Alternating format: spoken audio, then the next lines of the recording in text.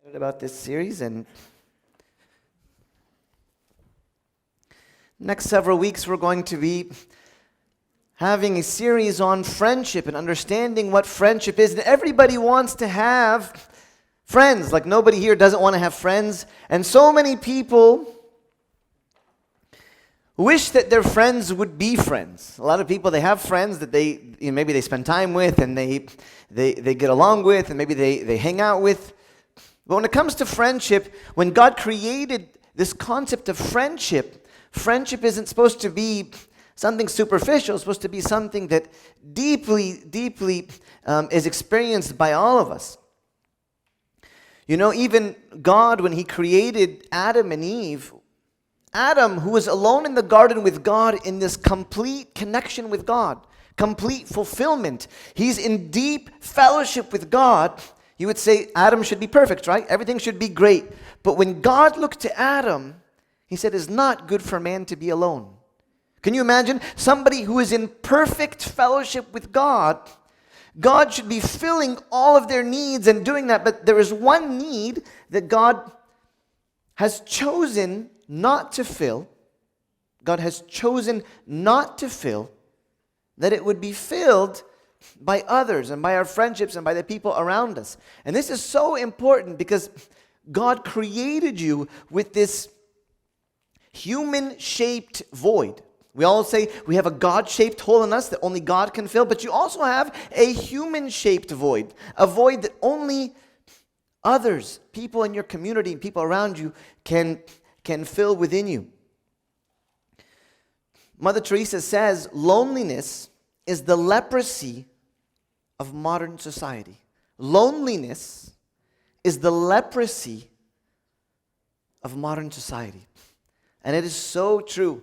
People who, on the outside, they might seem popular, they might seem loved, they might have tons of Facebook friends, they might have people in all types of relationships, but in actuality, unfortunately, sometimes I have to sit with people, you know, on this side of the office in my room or in confession or whatever environment, and you realize so many people are lonely. And I say, what do you mean you're lonely? Like, you're always like, you have all these people around you, and they say, those are just people around me.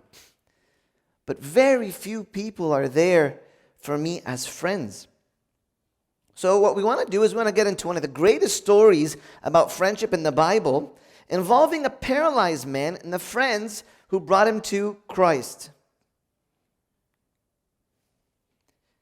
And if maybe the people in the back can make sure that they click. All right, we're going to read Mark chapter 2, verses 1 to 12. And again he entered Capernaum after some days, and it was heard that he was in the house. Immediately many gathered together, so that there was no longer room to receive them, not even near the door, and he preached the word to them. Then they came to him, bringing a paralytic who was carried by 4 men. And when they could not come near him because of the crowd, they uncovered the roof where he was. So when they had broken through, they let down the bed on which the paralytic was lying. When Jesus saw their faith, He said to the paralytic, "Son, your sins are forgiven you." And some of the scribes were sitting there and reasoning in their hearts, "Why does this man speak blasphemies like this? Who can forgive sins but God alone?" Next, click.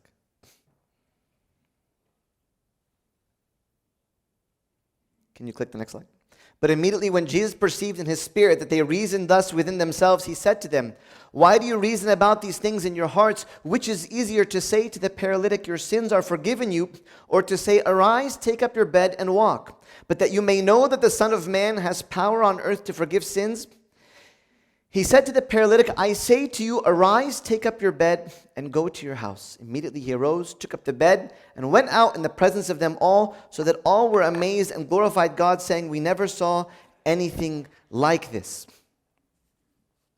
You have a man that was paralyzed. I want you to imagine what life was like for this man, what it would mean to be a paralytic in this ancient world. Somebody who is paralyzed, not in 2019, but back in the days of Christ.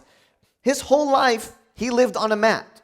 It was a mat that was probably 3 by 6, and he laid down on that mat, and that was his life. That was his home. That was Everything that he knew was on that mat. Imagine someone has to feed him, carry him, clothe him, move him to keep him from being covered with bed sores, clean him when he soils himself. I don't think when we read the Bible, we read with those eyes. We have to when we read the Word of God. When you see somebody, and the Bible says, oh, and there was a man that was paralyzed. Okay, what's the next verse? No. I want you to think, what does it mean 2,000 years ago to be paralyzed?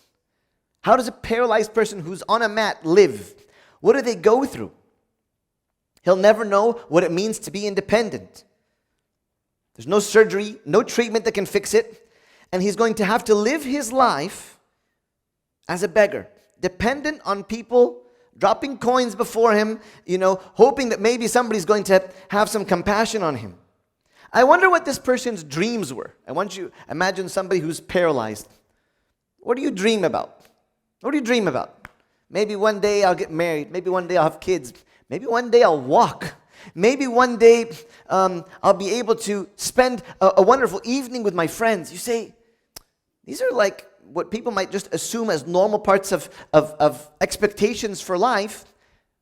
He's dreaming about these things. He's got no money, no job, no influence, no family, no one around him. Not much of a future. And we're going to talk about this. What does he have going for him? He actually has friends, and he has amazing friends. And we're going to talk about this. You see in this story 4 friends that carry this paralyzed man, to Jesus, and they go through a lot of hurdles for this. And we're going to talk about what is it that we're looking for in our friends, and what does it mean, and how do we get to that point? Without his friends, the paralyzed man never makes it to Jesus. He never gets forgiven. He never gets healed. And all of these things flow out of some very wise decisions made years ago, which was to have great friends.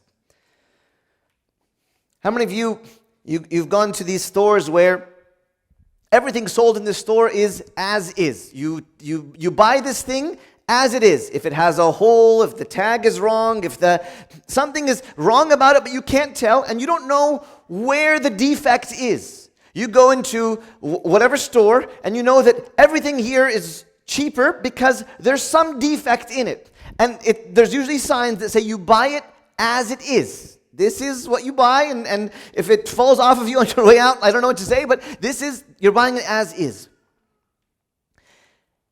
And a lot of us have to understand that when you buy this sweater from whatever store, you buy a car, you only look at it at face value, and you may not be able to see where the defects are. And you, in your friendships, you might be able to see people, and you have to take them as they are. I have a news flash, is that every single one of us belongs in an as-is store. Every single one of us belongs in this as-is because everyone has some defect in them. Well, see, this paralyzed man, his as-is was visible to everyone. You see a paralyzed man on a mat, he's probably not very clean, he's probably not a very joyful person, he doesn't have much going for him. When you see this person, if you're going to befriend him, you're going to take him what? As is. See, his problem is that it was very visible. It couldn't be hidden. Even in our day, people who wrestle with physical challenges say that some of the difficult obstacles that they face are the attitudes of normal people. When people see somebody maybe who's got a handicap or has some type of physical abnormality or challenge, most of those people, if you ask them, what are your obstacles? They say, everybody knows what my as-is defect is. I can't tell. You did your hair today, or a nice outfit, you came in a nice car, you have your smiles on, everybody's put on their cologne, like everybody looks nice. But there's an as-is factor to you that when you go and you try to befriend somebody, you don't know what you're getting. You don't know what the defect is in the person that you're dealing with. In the ancient world, it was even harsher. The Greeks regularly disposed of newborn babies with physical abnormalities. They would take a newborn baby, if it looked abnormal, they would just throw it out. There was a statue in Rome during the 5th century BC. It was a statue on the books, and it said this: quickly kill a deformed child. So I want you to imagine this world that this paralyzed man is growing up in, when this is how they see physically disabled people. Even we see in the book of the Gospel of John chapter 9, where Christ sees a man born blind, and they say, who sinned, this man or his parents? So back then in the time of Christ, if somebody had a paralyzed condition, it was probably they are getting what they deserved. They did something wrong, they're getting their punishment, and this is what it was. Could you imagine? Going through your life, everyone around you thinks, oh, you probably did something bad, or your parents did something bad, and you're getting what is deserved to you, as is. And then here you have a small group of friends who refuse to let any obstacle stop them. And this is the key point for us this morning. I don't think that these 4 men came upon this paralyzed person by accident. Okay, these 4 friends, it wasn't just an accident they happened to show up. In the face of difficult obstacles, they chose to become his friends.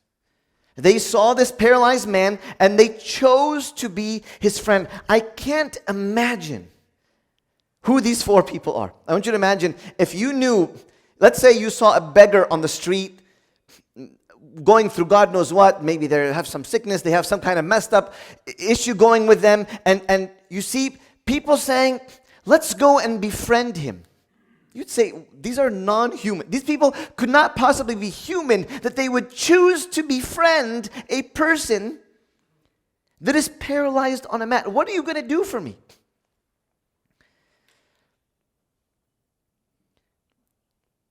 People rarely drift into deep relationships, right? You don't just fall upon a deep relationship. Something has to take place for that to happen. You have to assign top priority to your relationships. And most of our time goes to building our careers or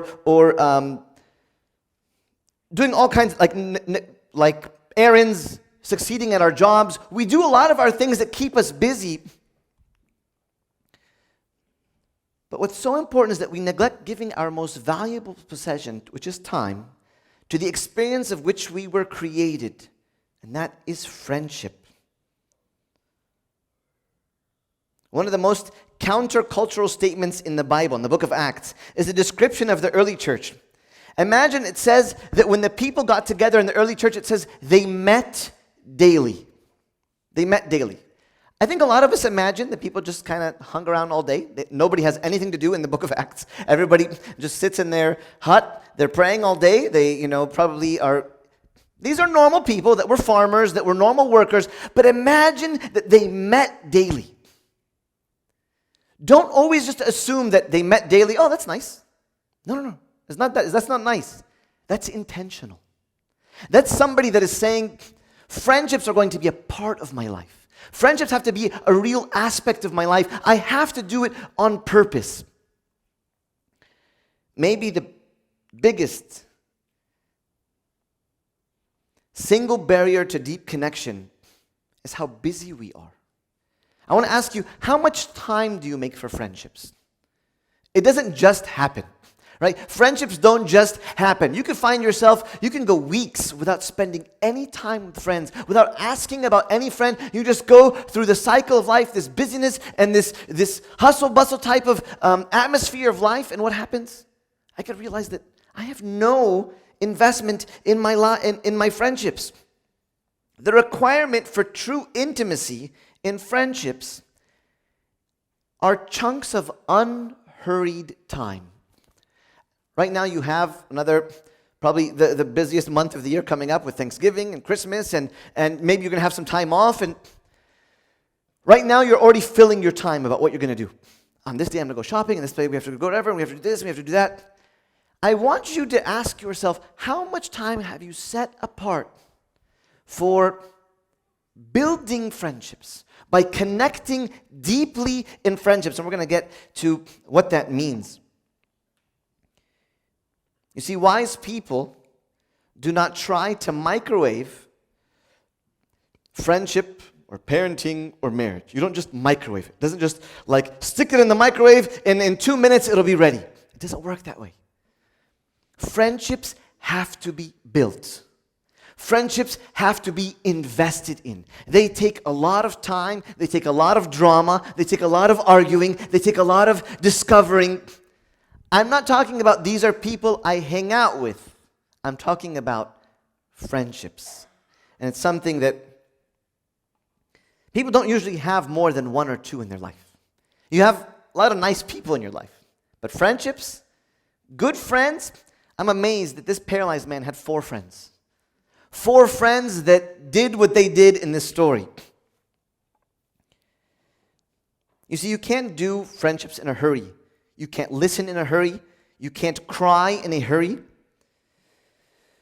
You can't rejoice in a hurry. These are some of the things that we're passing by people in our own lives. When was the last time you cried with a friend? When was the last time you look back and say, maybe my friends... How many of you can think about maybe a problem that a friend is going through? When was the last time you cried with them? I'm sure they're crying. They're crying for what it is they're... How many times have you cried with them? You say, I'm busy and, we have the kids and we have and I have my big classes and I got to get my internship and I'm trying to build up my career.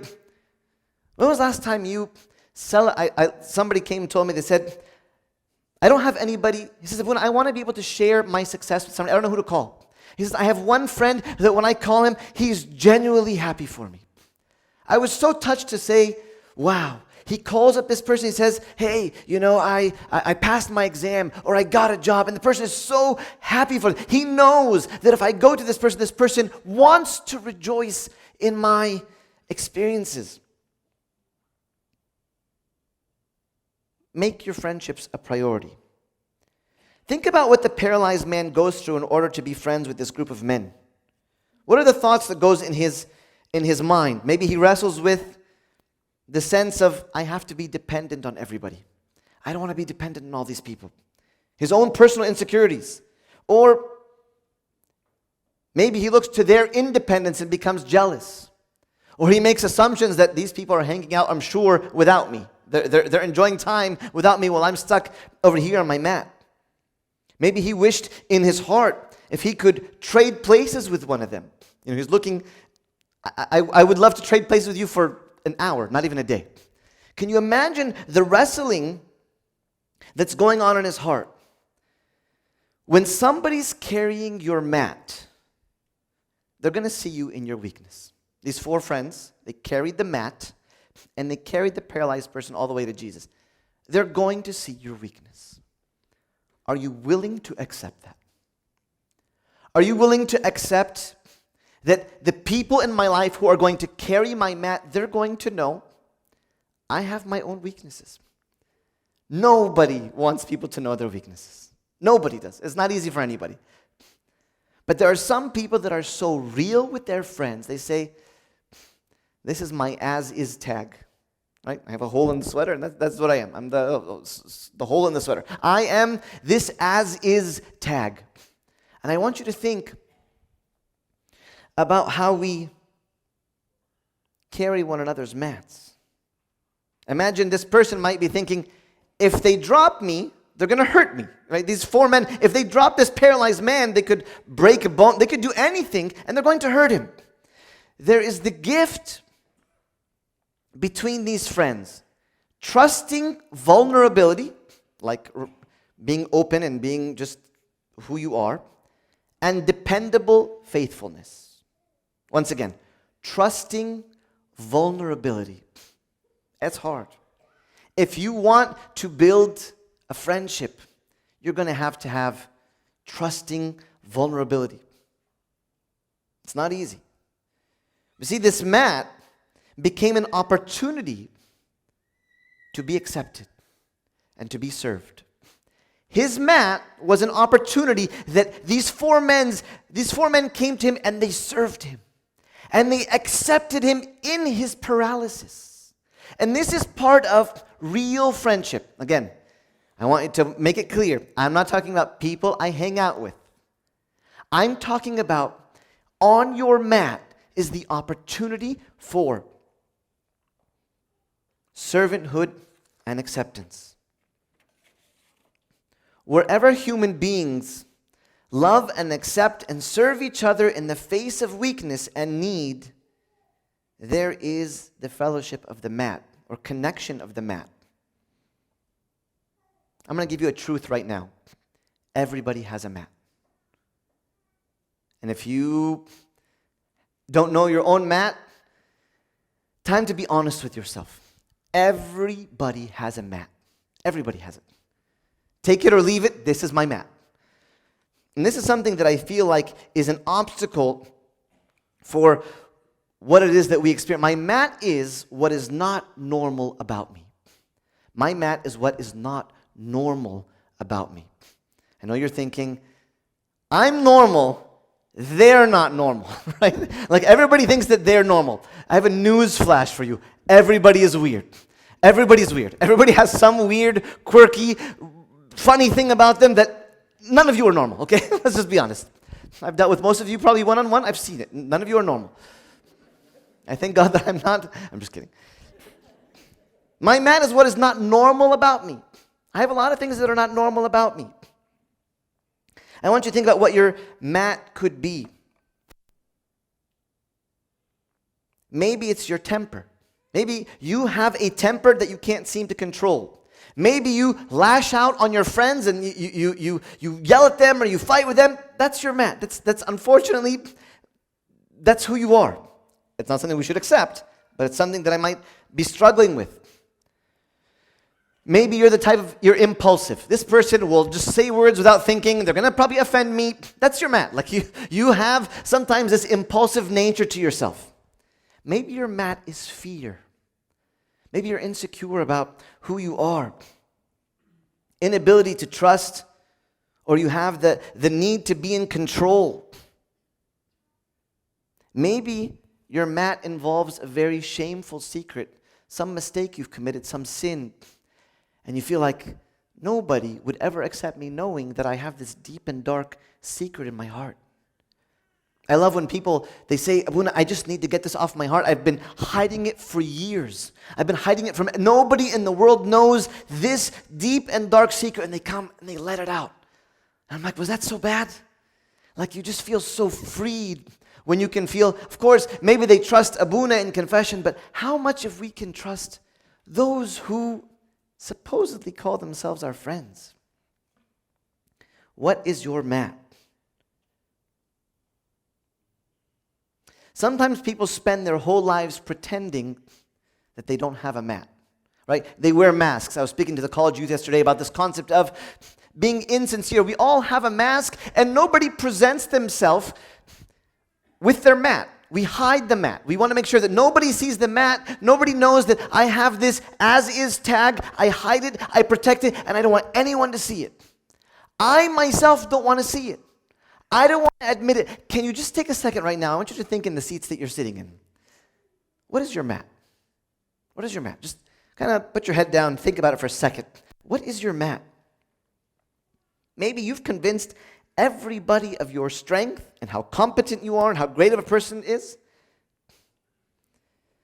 but you're wearing a mask. Think about your mat. Maybe even somebody has the spiritual gift of identifying other people's mats, right? That guy's insecure, this girl is whatever, this person is afraid. Some people feel like they have the gift of identifying everybody else's mats. Where's your mat?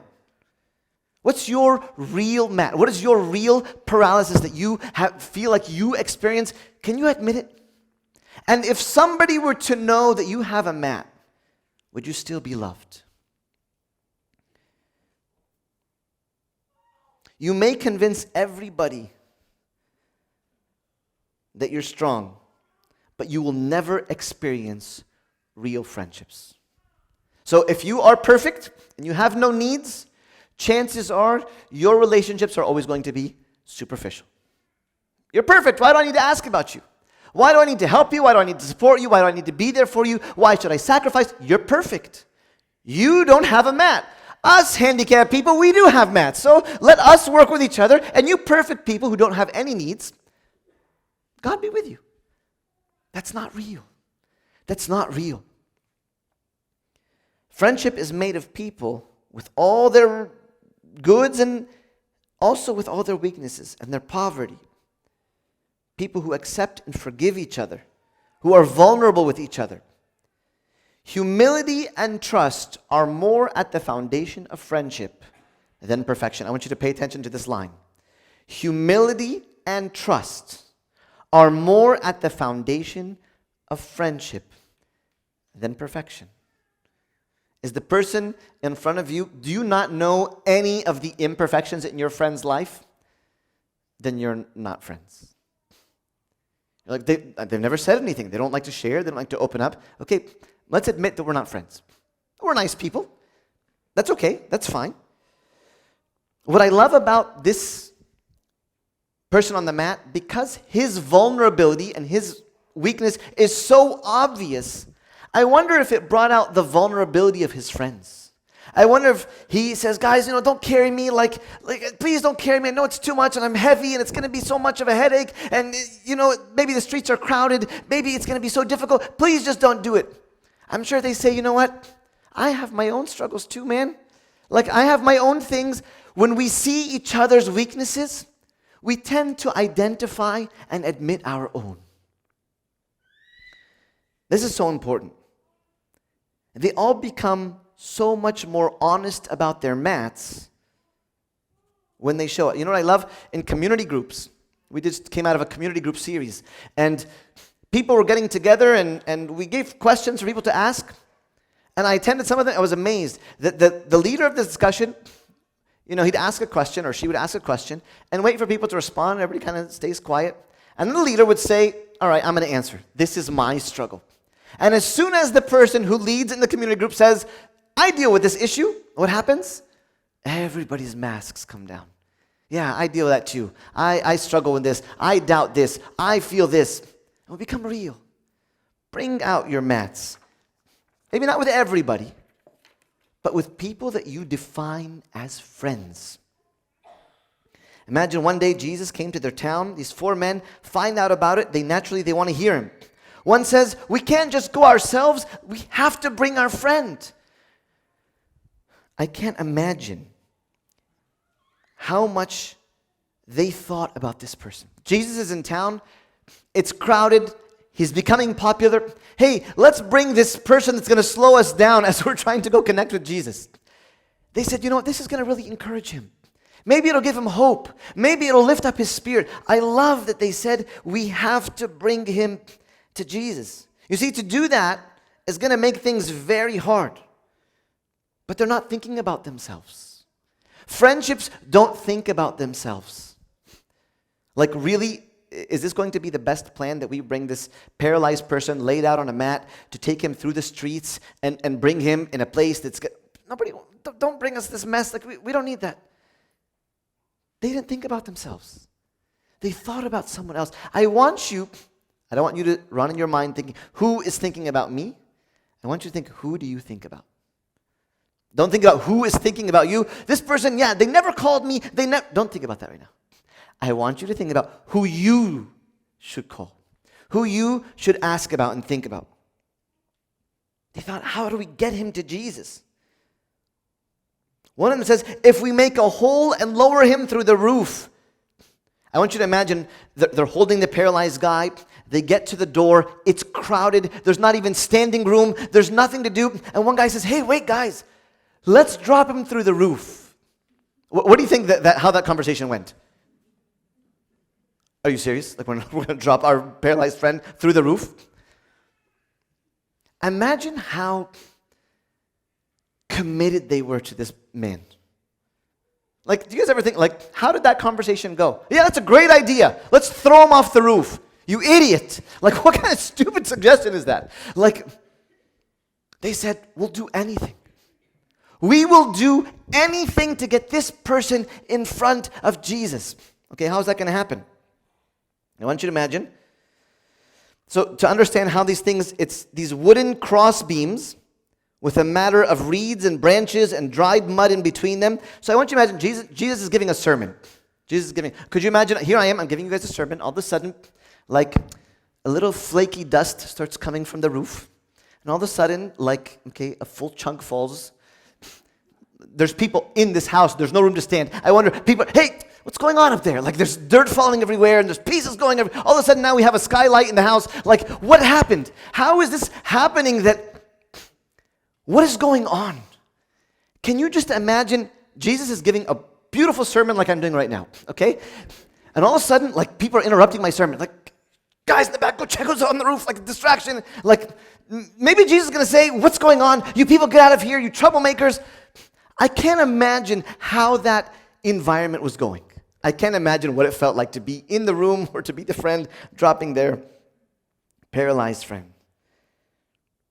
Look at how they served him with determination and boldness, creativity. Friendship gets built by servants. Friendship gets built by people who serve. But great friendships get built by roof breakers. If you want a great friendship, if you have an okay friendship and you want it to get even stronger, it will only happen by roof breakers. People that say, we are going to rip every shingle off of this house to make sure that this person gets to Jesus. Do you have one of those? Do you have one of those? Think about it. Pray about it. I need that. I need a roof breaker in my life. Many of the barriers that keep us so isolated are fragile, much like the roof that stood in the way of this little friendship. You want to know what's one of the things that gets in the way of friendship or relationships? Think about maybe in your homes as families. There's this little, maybe not little, okay, maybe a 60-inch screen called a TV. People spend 3 or 4 hours a night watching TV, okay, watching TV, times 7, okay? You spent 28 hours this week watching TV. Can you think about, it says husband and wives spend 3 or 4 times as much time watching television as they spend talking together. I read the statistic. And 6 to 7 times as much as they spend in relationships or activities outside the home. You see, friends are people who have made a major roof-breaking commitment to one another. There's a whole world of difference between being with friendly people because they're useful to you and being someone's friend. Famous psychologist gave a definition of family and friendships, and it said this: a group which possesses and implements an irrational commitment to the well-being of its members. Pay attention. Listen to this because it's not on the screen. A group of friends are a group which possesses and implements an irrational commitment, meaning it doesn't make sense. This commitment doesn't make sense. It is irrational to the well-being of its members. I am going to have an irrational commitment to your well-being. And I would hope, as my friend, that you also would have an irrational commitment to my well-being. You see, it involves 2 tasks: noticing and doing. This is important. I really believe it's important for people to notice. If you're looking, you'll see it. If you are looking, you will see it and you will notice. But a lot of the things, what happens in people's lives is no one notices. No one notices. And if you notice, that's nice. But if you notice and don't do, that's even a bigger problem. How often do you do roof breaking? It's going to happen when you do these 2 things. You notice and you do. You see a friend discouraged, write them a note, make them a phone call, send them a text message. Go visit them, knock on their door, say, you haven't been the same lately, are you okay? Notice. Notice that people aren't doing their normal behaviors. They haven't come to church for God knows how long. They couldn't be doing well. If they're disconnected from God, I don't care how they present themselves. They are not doing well because their soul was created for fellowship with God. If there's no fellowship with God, they are going to be They're not going to be flourishing. They're going to be like falling apart. All right. In reality, it is our mats that form the connection points for a deeper relationship. Pay attention to this. Your mat is the place where you're going to form deeper connections and deeper relationships. These friends didn't make him feel shameful. They didn't judge him. They just had compassion. I want you to think, knowing your friend's deformities and weaknesses, are you still their friend anyways? Or have you distanced yourself from them? You say, you know what? I don't need drama in my life. I don't need a headache. Let's just have a safe distance. That's not friendship. Maybe you were never a good friend. Maybe you really never loved this person. Something to ask yourself. There's a story about a group of addicts. They were all sexual addicts. And one of these people, he was a pastor that had a sexual addiction. And all of a sudden, he kind of pulled away from the group. Well, the leader of this group of people that would hold each other accountable, they said, "Where have you been?" He says, "You know, I'm not doing well, and I've kind of regressed, and I've fallen deeper into my addiction." He says, "Okay, and come tell the group." He says, I can't tell the group. I just don't want to tell them. Just leave me alone. I'm embarrassed. I'm shy. I'm ashamed of who I am." And they said, "Come and tell the group." That's what this whole group is about. These addictions, these Alcoholics Anonymous, these types of groups where people are committed to accountability. He says, "Please come tell the group." And when he went, he was so broken. He made this confession before his group. And all of a sudden, when he felt that he was accepted, and people saw his deformity, and they still remained committed to him, from that day on, he had broken his addiction.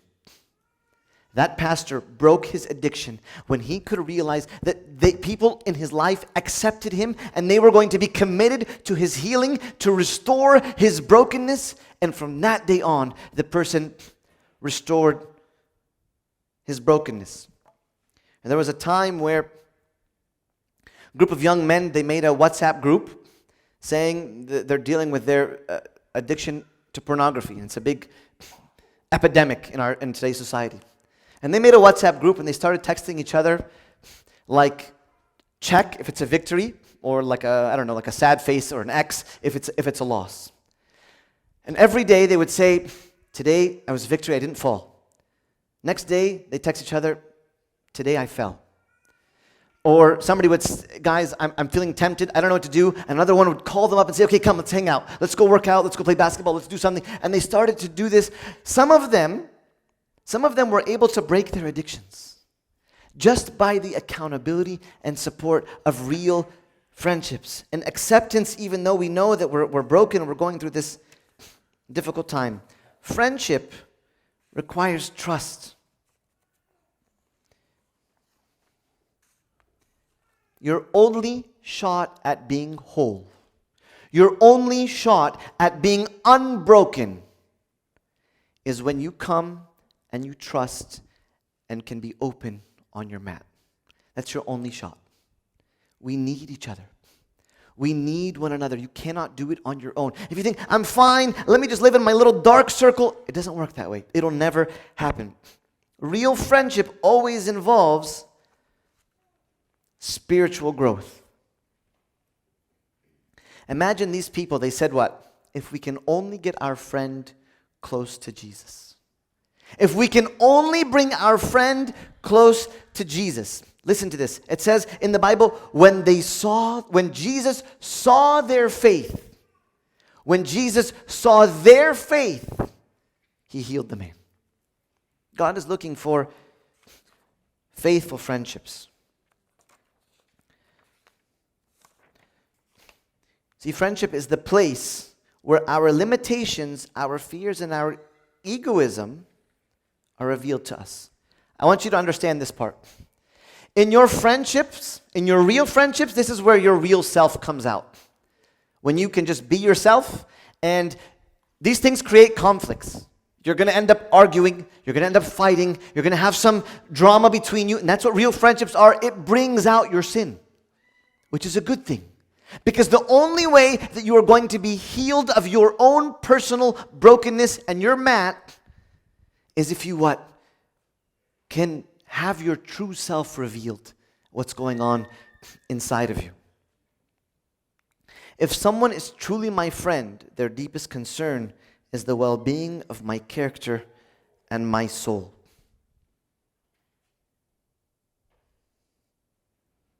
Sin will get named and dealt with when it comes out in friendships. When we start to see our sins, we start to see ourselves, it'll get healed. It'll get solved. Last thing. The more spiritually mature you grow, the more you will find your heart being drawn to people. The more spiritually mature you grow. Why do I say that?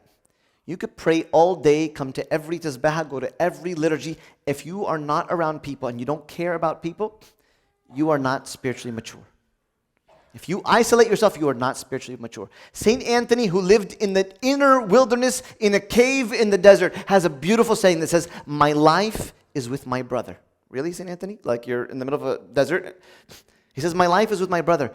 He wasn't disconnected from the world. Saint Anthony, though he lived in the wilderness, he prayed for the salvation of his brothers. And as people came to him, he fed them and he built community. Saint Anthony, the hermit in a cave, says, "My life is with my brother." I pray that we can start building real friendships, that we can connect at the mats, that when we acknowledge that we all have a mat and that we all have an as-is tag, that's when we can have real friendships. I pray that you bring those barriers down with your friendships and be real, that you can restore your wholeness, and glory be to God forever.